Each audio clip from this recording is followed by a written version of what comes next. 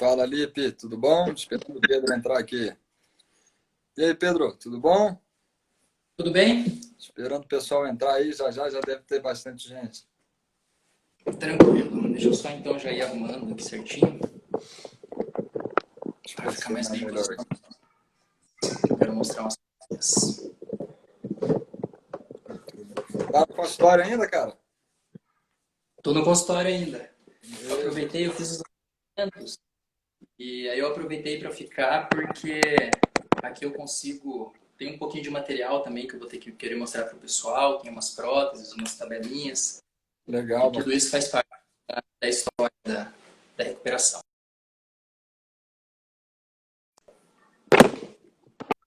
Você tá com Wi-Fi aí, Pedro?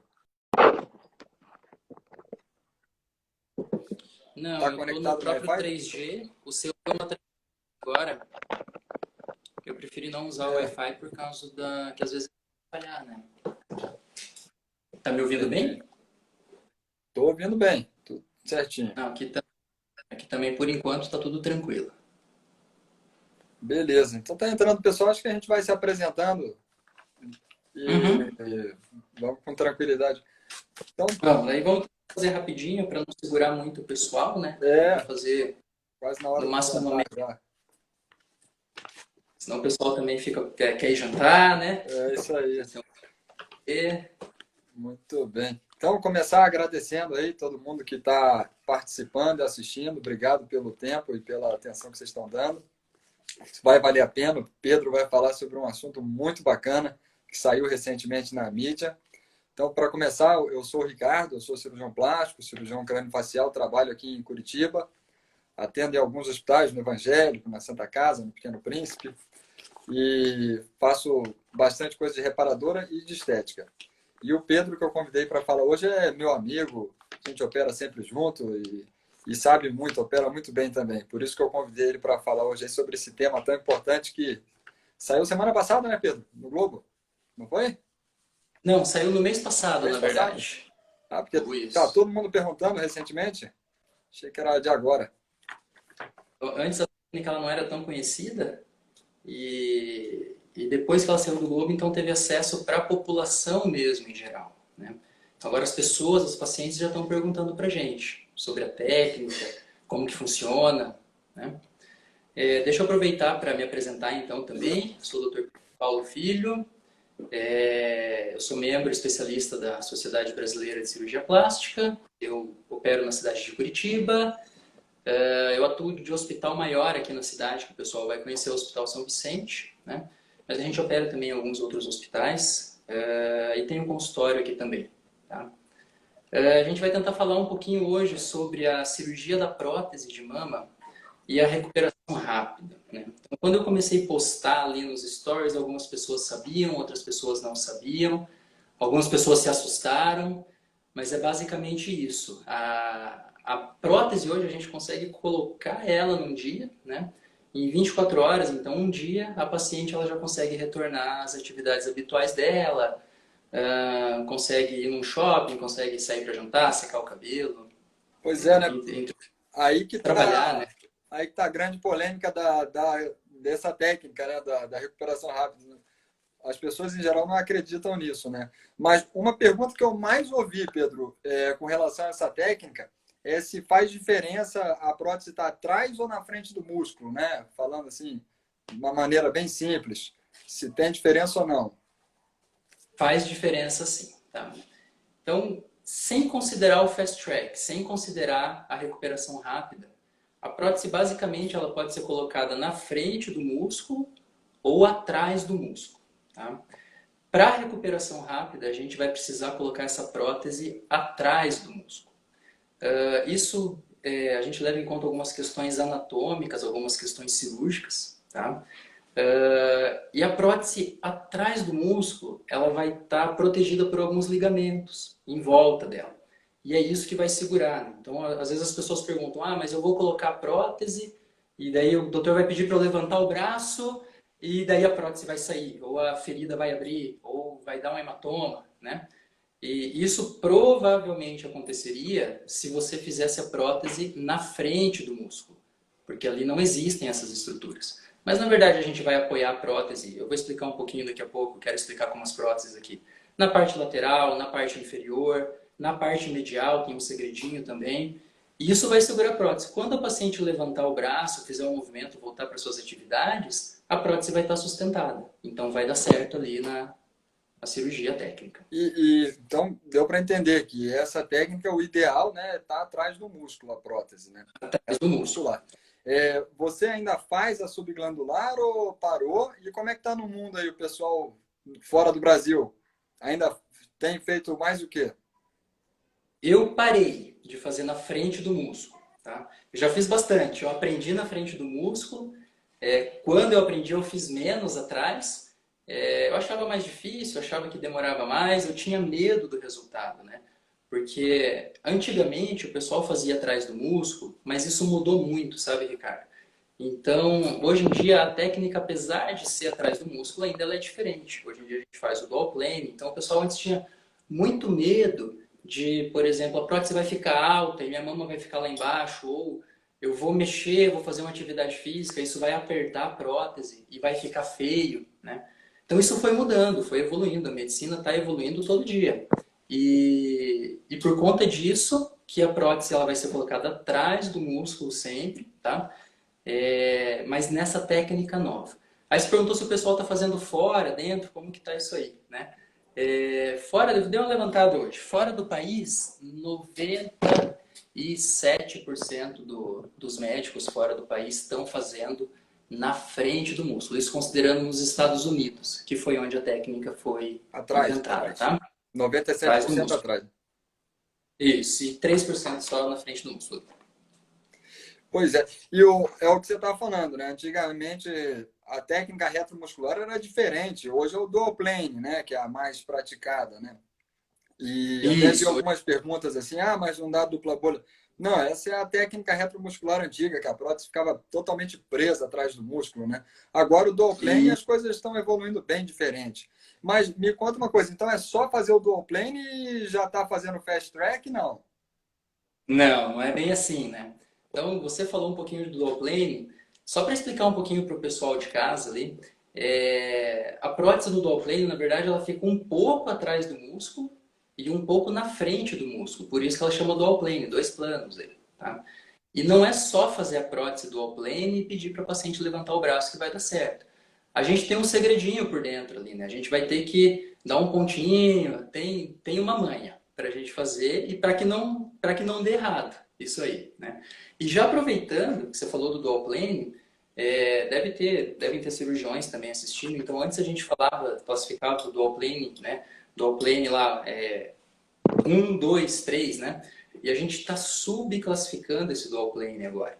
Então, isso o pessoal até nem vai encontrar ainda em livro, porque isso está saindo ainda no meio científico, em revista. Então, por que a gente está subclassificando? A gente sempre avalia paciente de forma individual, né? Tem paciente que tem o tórax mais para dentro, tem paciente que tem o tórax mais para fora, e a gente vai apoiar a prótese, cara, no tórax da paciente. E isso a prótese vai mexer, né? Porque ela vai estar apoiada numa rampinha. Então, ela vai para um lado, vai para o outro, a gente começou a subclassificar o dual plane, e logo, logo isso aí vai ser publicado, vai sair também. Pois é, isso que você falou é importantíssimo, né? Tem muitas variações, o tórax mais lateralizado, a própria areola, às vezes um pectus carinato, pectus cavato, né? Pessoal que não sabe, são algumas deformidades aí do tórax.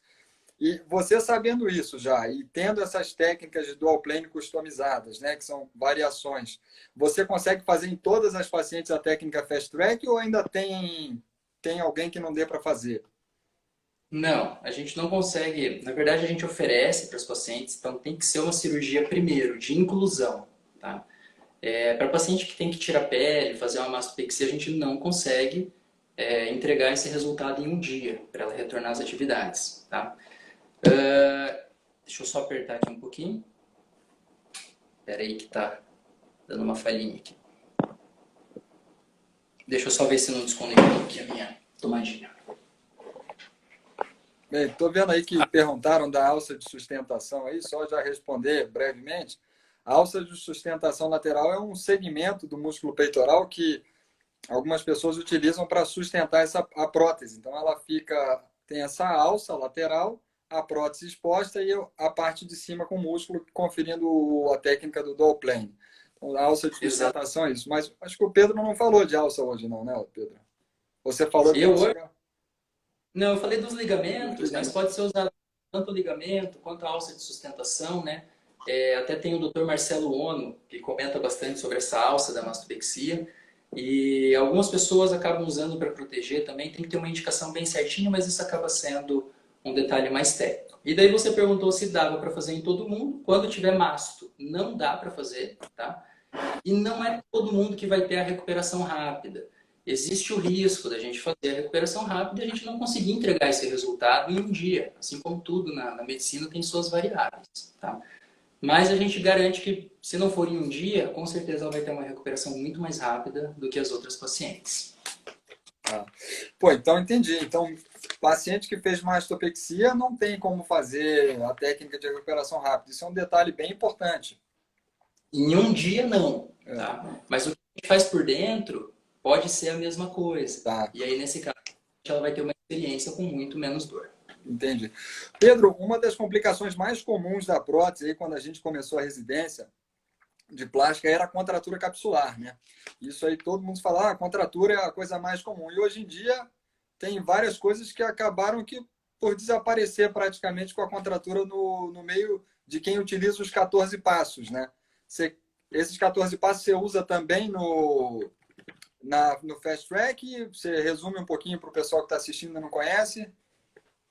Usamos. Isso aí acaba sendo um pouquinho mais de detalhe técnico, cirúrgico, mas existem alguns passos que são fundamentais a gente seguir, não só para o Fast Track, mas para a cirurgia de prótese também, de uma forma geral, né? E a gente enumera 14 pontos, a gente precisa seguir isso para entregar um resultado aí com mais segurança. Então, vou citar alguns exemplos aqui, né? Então, já é de conhecimento de todo mundo que a gente tem que usar antibiótico, por exemplo, durante ali a cirurgia, para evitar uma infecção, é um dos passos, né? Um outro passo, eu deixei marcadinho aqui algumas perguntas que o pessoal fez.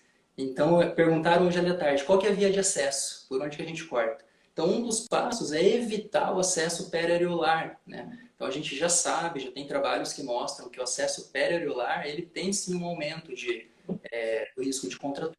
E a contratura não necessariamente vai aparecer agora, no primeiro mês, no primeiro ano. Ela pode aparecer daqui a 8 anos. Então, às vezes, a paciente colocou uma prótese, daqui a 8 anos a mama vai ficar dura e vai distorcer. Isso é uma rejeição, uma contratura. Seguindo os 14 passos, a gente diminui. Então, a gente tenta entregar um resultado para a paciente muito mais duradouro, seguindo essas técnicas, né? A gente pode colocar, por exemplo, um dos passos é colocar um adesivo do bico mesmo da mama, porque o bico tem comunicação com o meio externo, né? Então, ele pode contaminar ali, daí a gente coloca um adesivinho, tá? Um dos passos fundamentais é evitar que você tenha sangramento durante a cirurgia, né? Então, você tem que fazer uma hemostasia prospectiva, que a gente fala.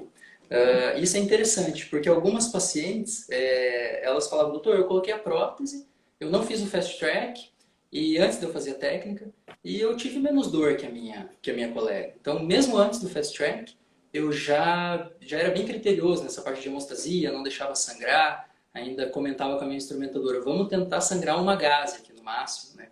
E aí as pacientes já estavam, na verdade, experimentando um pouco do fast track sem ser, mas um dos passos ali, somente.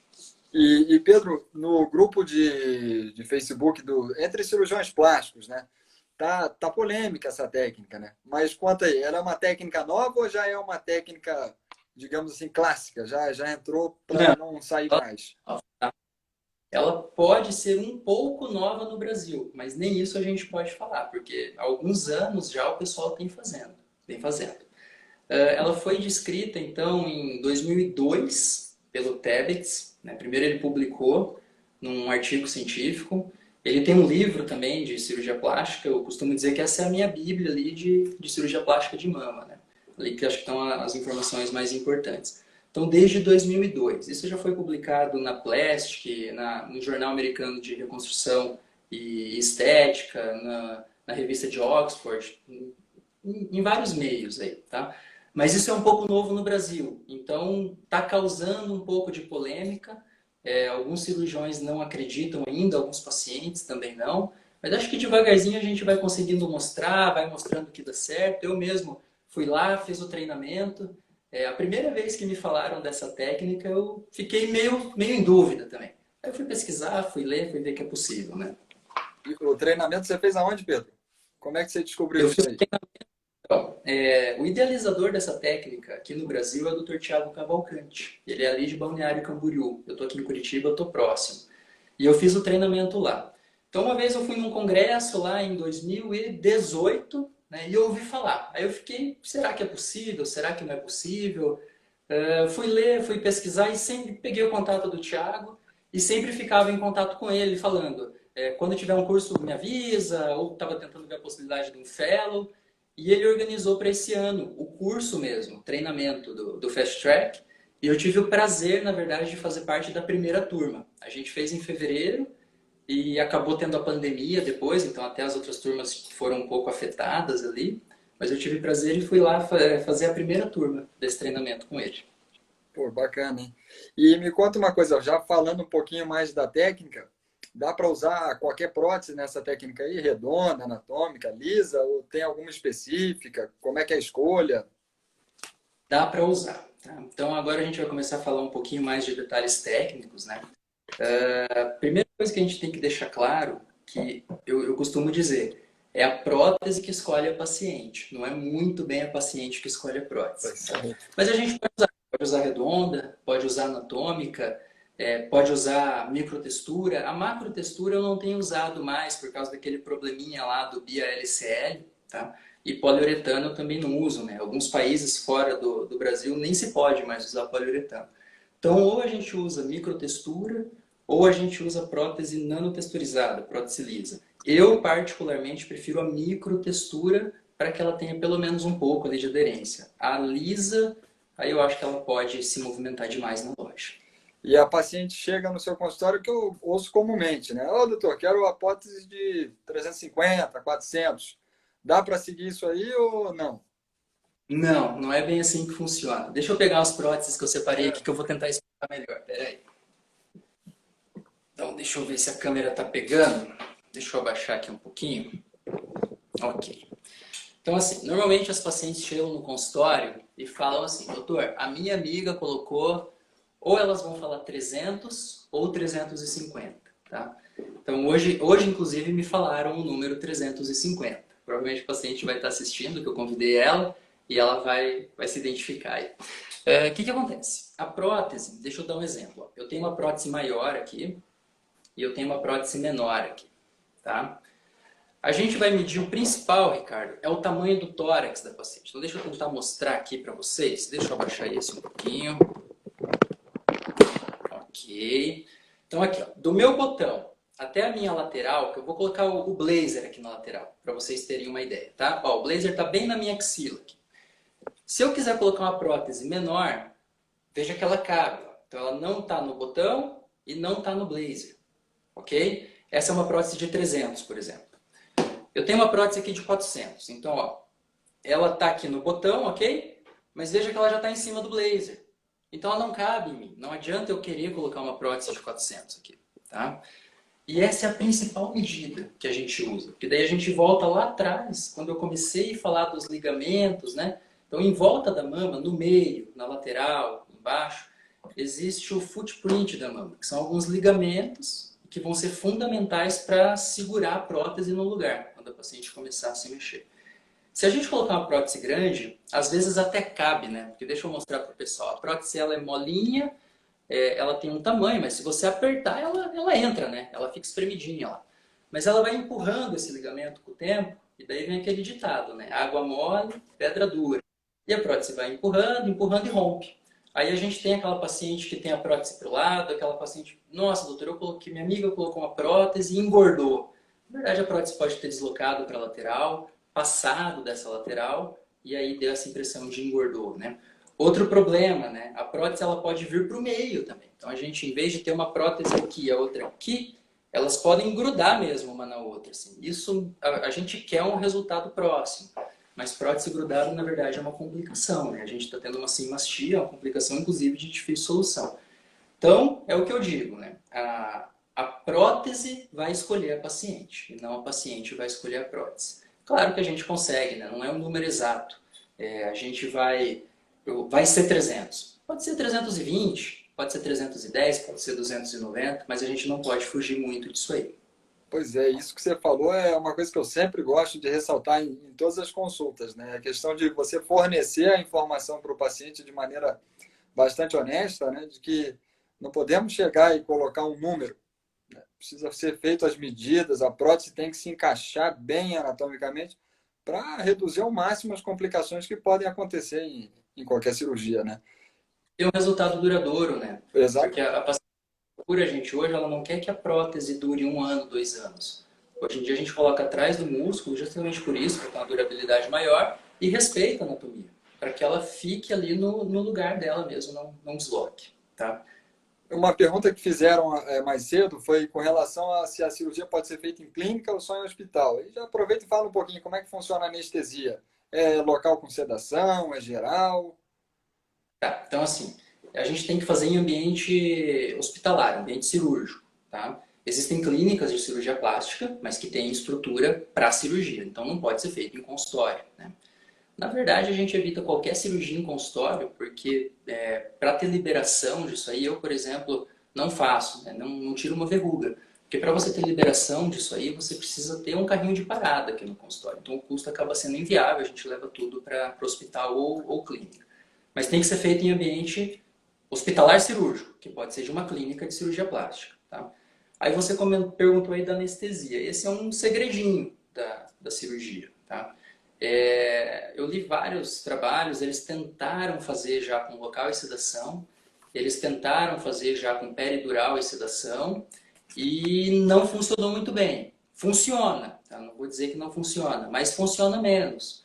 E a anestesia geral, ela tem um detalhe técnico ali que a gente precisa, e ela que é a anestesia indicada para que dê certo.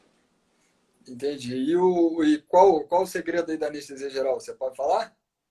Não, esse segredo eu não vou passar. A gente usa um medicamento lá que causa. Ah, eu queria deixar uma coisa clara, tá? Teve gente também falando, o pessoal está dizendo agora que faz uma anestesia nova, mas na verdade a anestesia venosa total ela sempre existiu, tá? Pois Não é. é nova. Quem está dizendo que a anestesia é nova? Tá? A técnica é nova, a gente utiliza uma anestesia que sempre existiu, mas que a gente precisa dela por um detalhezinho lá. Tá? Beleza, beleza, Pedro. É isso aí, porque o pessoal às vezes não sabe, não conhece a técnica e fica cobrando qual é a razão disso acontecer, né? E a gente É, fala, agora inventaram a roda falando da anestesia venosa total, né? Não é só isso, né? é, Pois é. Me diga o seguinte, o grande porquê da técnica, né? O que a paciente pode fazer já com 24 horas depois da cirurgia, que é o grande lance dessa técnica? Tá, deixa eu só falar uma coisinha. Quando a gente foi para Balneário, a gente ficou 3 dias lá. Então, no dia seguinte, a gente entrava em contato com a paciente que foi operada no dia anterior, né? Então, teve uma que mandou um vídeo secando o cabelo, ela mesma, no dia da cirurgia, tá? A paciente ela pode dirigir um carro, ela pode, se ela tiver filho, ela pode pegar essa criança no colo, desde que até 10 quilos. Ela pode sair para jantar, inclusive no mesmo dia da cirurgia. É uma recomendação, inclusive, que a gente passa. Ela volta às atividades dela habitual, né? Até 10 quilos, dirigir automóvel, movimentar os braços, pegar alguma coisa no armário. É importante porque ela não vai ficar dependente de ninguém, né, Ricardo? Antigamente o pessoal operava e tinha que ter alguém ali na primeira semana meio disponível, né? Preciso pegar não sei, um prato no armário, não alcanço. Preciso pegar uma roupa no guarda-roupa. Então ela não conseguia nem se trocar, nem colocar uma blusa, alguma coisa assim. E a ideia é que com um dia a paciente ela já esteja fazendo tudo isso sozinha. Então, esse é um mito que o pessoal sempre pergunta, né? Se a prótese atrás do músculo dói mais, né? Todo mundo diz, mas atrás do músculo dói mais, né? Então, a técnica Porque do... isso faz parte da técnica, tá? Eu vou falar um pouquinho da técnica aqui, um detalhezinho, acho que eu não vou estar entregando nada. O músculo, quando você põe a prótese, ele contrai. Então, quem já colocou prótese e estiver assistindo vai dizer, doutor, não é que dói, é uma pressão. Elas falam, parece que tem alguém ajoelhado em cima de mim. Tá? Quando o músculo contrai, causa dor. E qual que é a reação da paciente? Deixar o braço parado. Ok? ok? Nessa técnica, a gente levanta o braço do paciente, a gente alonga o músculo. E ele tem um efeito de sanfona, ele vai e volta. O músculo alongado não dói. O músculo que dói é o músculo contraído. Pensa numa cãibra, por exemplo, certo? O músculo contraído doeu. O músculo alongado, ele não dói. E a paciente vai levantando, vai alongando, e aí é justamente ao contrário de tudo aquilo que a gente aprendeu lá atrás. É justamente mexer o braço que vai tirar a dor da paciente. Mas lembrando, né? Tem que estar atrás do músculo. Se ela estiver na frente, provavelmente vai dar errado isso aí. Sim. E você falou de levantar o braço. É com fisioterapeuta que faz isso? Ou tu faz drenagem também linfática junto? Na O minha pessoal equipe, perguntou aqui. eu tenho fisioterapeuta na equipe, a gente leva junto no hospital, e na minha equipe é fisioterapeuta que faz. Ah, legal. O- Enfermeira, né? Não sei se é exclusivo para físio, isso é uma questão interessante. Mas na minha equipe é físio. Tá. Uma outra pergunta que fizeram foi do sutiã. Se tem a maioria das pessoas recomenda um mês de sutiã direto, né? Como é que você faz com a técnica de recuperação rápida se também é igual? A gente usa o sutiã, tá? Mas ele é um pouquinho diferente. Você precisa ter um sutiã firme. Pode ser um top, por exemplo. Tá?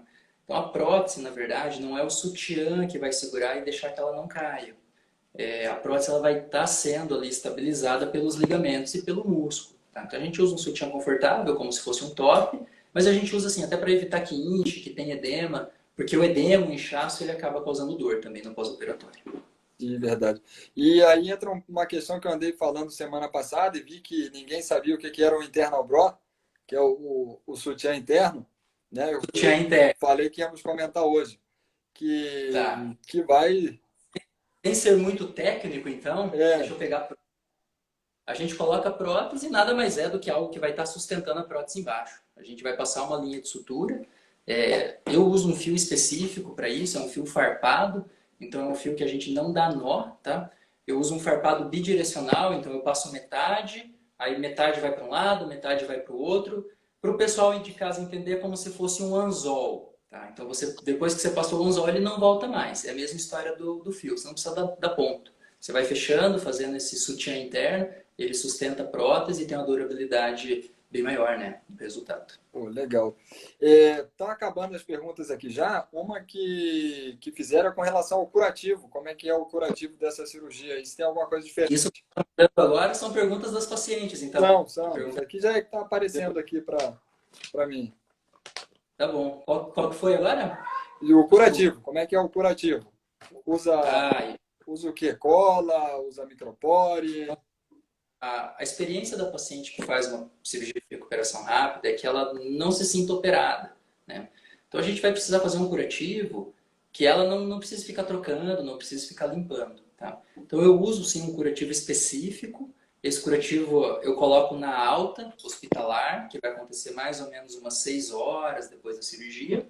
E a paciente fica com ele até o 14º dia, né? Se ela morar aqui em casa, ela vem no consultório, eu tiro para ela, senão ela tira fora, manda foto, eu vejo como tá, vejo se está tudo certinho. Mas ela não vai precisar ficar trocando, pode molhar, pode tomar banho, que não tem problema. Legal. Outra que surgiu aqui foi a posição para dormir. Se eu geralmente recomendo evitar dormir depois da prótese por um mês, ficar de barriga para cima, né? Mas o fast track é diferente, né? Explica aí É como bem é que diferente. na cirurgia do fast track se tem essa limitação. Não, a gente entrega uma recuperação mais rápida, a paciente não vai precisar ficar 15 dias, 30 dias aí, sem deitar em cima da prótese, tá? Beleza, beleza. Deixa eu ver o que perguntaram mais aqui. Uma pessoa perguntou que tem a prótese de. Dias, tá? Oi? Academia, a gente 15 dias a academia. Hoje mesmo, uma das pacientes que eu avaliei comentou: ah, minha amiga ficou um mês sem poder mexer o braço direito e 2 meses sem poder ir para academia. Eu, para essa técnica, 15 dias a gente já libera ela retornar para academia, atividade física. Opa, bacana, legal. Muito bem. Daqui que eu recebi era isso, Pedro. Tinha alguma pergunta que foi específica aí para o seu direct? Me mandaram aqui no meu direct com quanto tempo que pode surfar. Tá? Então isso é bem novo. A academia a gente libera 15, a gente vai fazer um fortalecimento e daí a gente vai perceber, porque realmente o surf é uma atividade que exige bastante. Tá? Então não tem como a gente entregar isso aí com 15 dias, não. Perguntaram aqui, deixa eu abrir o meu outro aqui para ver. Perguntaram se vão poder segurar o filho no dia seguinte. Isso eu já falei ali atrás, né? Então, no primeiro dia, o paciente pode levantar até 10 quilos. Se for uma criança pequena, consegue sim. Vamos ver aqui o que mais. Perguntaram se era atrás do músculo. A gente falou muito sobre isso, né? Praticamente a gente só falou sobre isso. É atrás do músculo, a gente depende das estruturas e dos ligamentos ali. Beleza, Beto. O que eu vi aqui era isso. Agora perguntaram até de novo da drenagem. Eu, pessoalmente, quando faço prótese, eu não gosto de indicar drenagem para não manipular muito o implante. Né? No máximo o taping, né, para ajudar. A drenagem linfática em si, além da mobilização da mão, você orienta a fazer ou você também não faz? Então, isso aí é um pouco polêmico. Por exemplo, o Thiago não faz. Tá? Eu indico um pouco de sessão para diminuir também o inchaço, tá? Mas não é fundamental, é necessário. Só que assim, entre indicar para uma pessoa que você conhece, ou se você for indicar e for fazer com alguém que você não treinou, melhor que não faça. Pois é. A melhor coisa Você, é fazer com alguém acho que de ano passado, confiança, né? isso aí. Com certeza. Pois é, acho que então é isso. Acho que não ficou nenhuma dúvida. Você esclareceu muito bem aí a técnica, que não tem nada de novo, nada de... Nada de novo. Pois Deixa eu é, aproveitar então para o resumo, né? Porque algumas pessoas entraram depois aí também. Então é uma técnica que a gente coloca, pessoal, prótese de mama atrás do músculo com a técnica do all plane, tá? Que é a técnica que hoje eu pratico na minha rotina, que tem uma durabilidade maior. E é uma técnica que a gente oferece uma recuperação para vocês em um dia, tá? Para dirigir um carro, para segurar seu filho, para poder secar um cabelo, para poder trocar de roupa, para poder sair para um shopping. Hoje em dia a gente está em pandemia, então está mais limitado, né? Antes era mais fácil, a gente operava e orientava o paciente. Agora, em vez de ir para casa, você sai do hospital e vai caminhar. No dia do curso teve uma que foi dar uma caminhada no calçadão, na praia. Então acho que esse é o grande segredo e essa é a grande vantagem, né? Não tem uma outra técnica que você consiga colocar a prótese em um dia e no mesmo dia você já está andando no calçadão ali na praia, sem dor, recuperada. pois é, com certeza isso aí veio para ficar, essa técnica aí, e vai fazer diferença aí para muita gente, né? Pedro, Provavelmente. Quem não faz, provavelmente vai começar a fazer. queria te agradecer aí o tempo que você disponibilizou para a live, agradecer o pessoal todo que assistiu em casa, participando. Obrigado pelas perguntas que mandaram. Imagina, eu que agradeço o convite, agradeço também o pessoal que pôde assistir, né, entender um pouquinho mais, e queria ficar à disposição, porque eu falei um pouquinho ali de fora, Estados Unidos, da técnica. Tem gente que vai ter dúvida, pode me mandar a pergunta pelo próprio Instagram que eu respondo. Se alguém quiser ver um pouco de alguns vídeos, eu posso mandar. Não tem muito vídeo de dentro, não vou mandar vídeo de cirurgia, né? Mas explicando como que funciona. Então tem bastante vídeo americano falando da técnica, né? Já que lá praticamente todo cirurgião faz atrás do músculo e a grande maioria deles acaba fazendo a recuperação rápida. Beleza, Pedro. Obrigado aí pelas dicas e pelas De nada, obrigado. explicações. Um abraço. Obrigado. Boa Valeu, pessoal. Boa noite para vocês. Até a boa próxima. noite. Falou.